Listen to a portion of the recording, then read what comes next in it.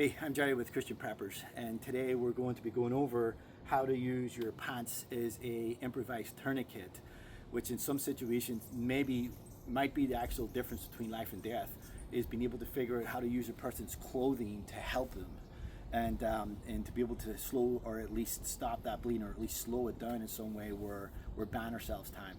So, as I've discussed before, bleeding is the largest cause of preventable death in America. So learning how to address bleeding, serious bleeding, is a big deal that everyone needs to get training in. So everyone needs to get some form of training. And if you're watching this video and that's your training, you need to practice it. So you need to practice what you see so that you get somewhat efficient in it. We've went over this, and you can already see I've cut the pants. And I just didn't like the way that recording went, so I'm going to practice on this leg, but then we're going to go back to this leg just to show you guys how we would do the tie off.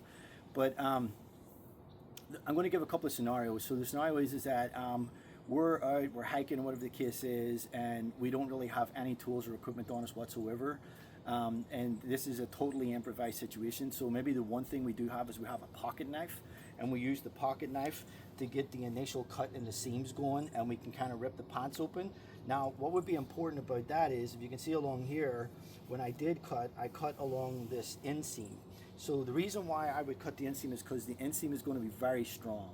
And it will resist, it will hold together as we really crank that windlass down to shut off the bleeding. So in that scenario, we want to kind of cut along, and in that way, if we're turning, we at least know we're going to keep something pretty strong. So that would be one scenario. So another scenario is that we might have a mass casualty situation where we actually do have our first aid kit with us. And this is something that I'm kind of going over in this scenario, is where we do have some supplies with us, but we've kind of used everything up and we still have people we need to treat. So the first thing you need to do in a situation like that is you need a triage. So everyone has cut themselves, and we know what the color of our own blood looks like. We kind of know even how it flows. So what you're going to do in a triage situation is you're going to look for people who have a brighter color of blood than that, because the blood that you cut is deoxygenated blood. Blood that travels through an artery is oxygenated blood, and it's brighter. So we're looking for the bright blood, and arterial bleeds, artery bleeds, are under pressure. The heart is pumping. So that's when you see those bleeds that spurt, or they can even spray, or if the wound is closed over enough where the blood doesn't have a clear path, you'll see a really constant flow of blood that may still even have some kind of a pumping to it, but it's just obviously bleeding a lot more than any normal sort of bleed that you would see. So in a triage situation, those are the people who need your attention the most.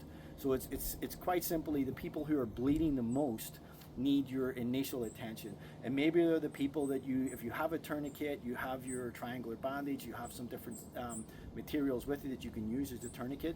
Those are the people that material gets used on, and you try to get them secured, and then you can keep moving along. So even though this injury is a relatively decent injury, it's not an arterial bleed, but it's bleeding enough, and we just don't have enough materials that we've decided that we just want to try to do a tourniquet to stop the bleeding and help this person and buy them time. So when it comes to bleeding, that's really what we're doing, is buying a person time, because they're going to need surgical attention. So anyone, especially an arterial bleed, those arteries have to be sewed back together. So those people need a surgeon. So what we're trying to do is we're trying to buy them time. So I said in a previous video about the Boston bombing and how 24 tourniquets were applied, and they said that all 24 failed. Well, I said in that video, is it a failure if the tourniquet actually slows the bleeding down? And I don't believe it is. I don't believe it's a failure if it slows the bleeding down. The goal is to prevent the bleeding, to completely shut it off, like we're tying a knot in that garden hose and we're cinching it down so much not even a drop of water gets out.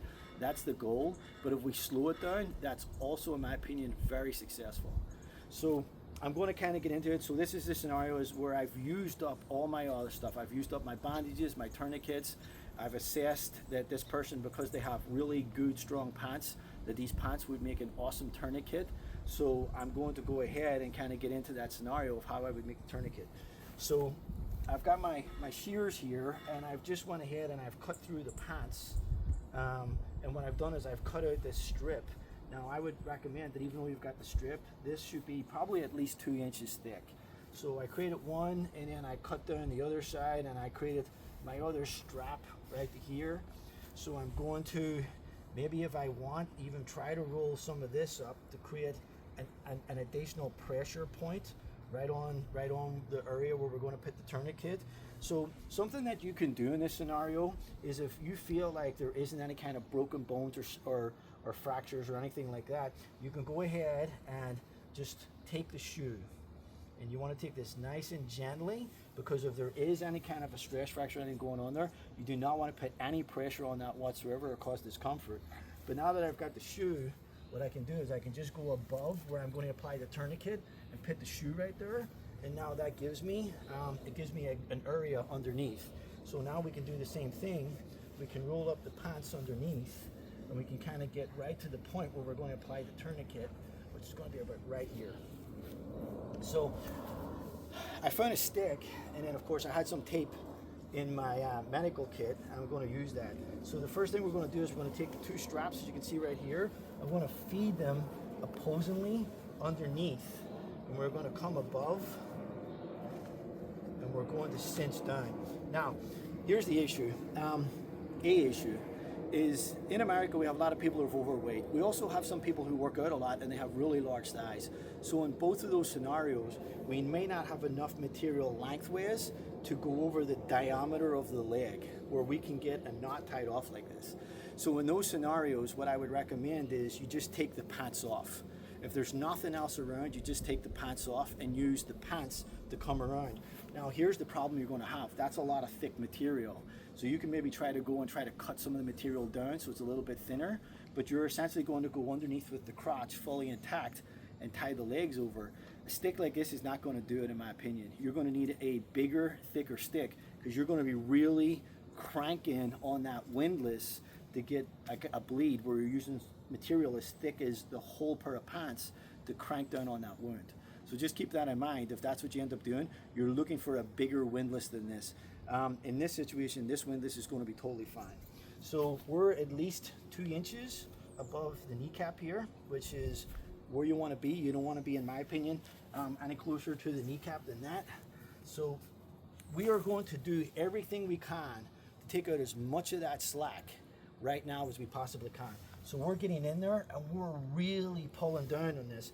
One of the other benefits that gives you is it's going to give you more material. So we go ahead and we put our stick on, and we come over with another half knot. And if there's enough material, in this situation there is, we're going to do another half knot, giving us a whole knot. Okay. Now, before I get going, I'm going to get my tape ready.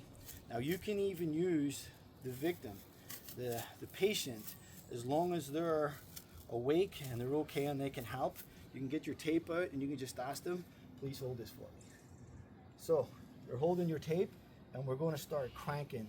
Now in my training, I don't actually turn to shut the blood off. If it's a healthy person and there's no actual injury, I don't simulate actually shutting the blood off. I think it's dangerous. I think the minute that you shut that blood off, clotting can even start to form. You can force a real surge of blood into the body. So I'm just going to, for the sake of training, just stop right here. But you would imagine that I'm going to keep going. Now here's what's going to happen if I'm in a real life situation. This guy is potentially even going to want to stop me, because it's going to hurt. And I mean, it's going to really hurt. So even just with this one turn, can you feel that? Oh yeah. So that's just one turn. If I keep cranking on this thing until this stops bleeding, it's going to put him in a lot of pain. It could even put him in more pain than the actual wound. So you just got to keep that in mind. So I'm going to use this as a simulation that I've went through and shut off all the blood. Now I'm going to take my tape, okay, and I'm going to start going around and taping this off, because I don't have enough material to tape it off, to tie it off. So I'm going to tape it off to hold it in place.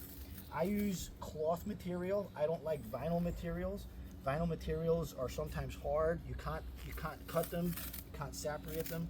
In a situation like this, I'm just going to pretty much, potentially, I'm maybe going to just literally use up all the tape that I've got until I'm satisfied that this is not going to move. So in a situation like this, I'm pretty happy that this windlass is taped in place. It's not going to move. We've shut off the bleeding. We're going to do everything we can to get this person medical attention as quickly as possible to get their life saved. Hey, thanks for watching. Again, leave a comment, subscribe, and please, if there's something else that you've got to add to this, please put it in the comments, because it's not about me knowing everything. It's about me stimulating a conversation and giving you a point of reference to start the conversation with, so that we can get a lot of information out there to help people should they ever find themselves in a situation like this. God bless. Thanks for watching.